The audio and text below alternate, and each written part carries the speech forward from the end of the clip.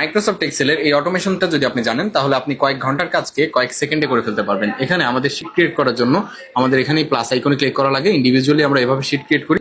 এভাবে যদি আমরা 100, 150 বা অনেক বেশি শিট যখন ক্রিয়েট করতে হবে তখন আমাদের অনেক সময় নিতে হবে। তো আমরা সিম্পলি জাস্ট শিটের উপরে রাইট ক্লিক করে এখান থেকে আমরা ভিউ কোডে চলে যাব। দেন আমরা এখান থেকে ইনসার্ট ট্যাবে চলে যাব অ্যান্ড এখান থেকে মডিউলে ক্লিক করে দিব। অ্যান্ড এখানে আমাদের জাস্ট এই কোডটা আমরা পেস্ট করে দিব। সিম্পলি এই কোডটা পেস্ট করে দেওয়ার পরে আমরা জাস্ট এখান থেকে এটাকে ক্লোজ করে দিব। দেন ক্লোজ করার পরে আমরা চলে যাব হচ্ছে ভিউ ট্যাবে। ভিউ ট্যাব থেকে এখানে ম্যাক্রোসে চলে যাব অ্যান্ড এখানে একটা দেখতে পাবেন ম্যাক্রো ক্রিয়েট 100 শিটস। এটাকে জাস্ট আমরা এখান থেকে রানে ক্লিক করে দিব। অ্যান্ড রানে ক্লিক করার সাথে সাথে এখানে দেখতে পাবেন pop up 100 shits created successfully.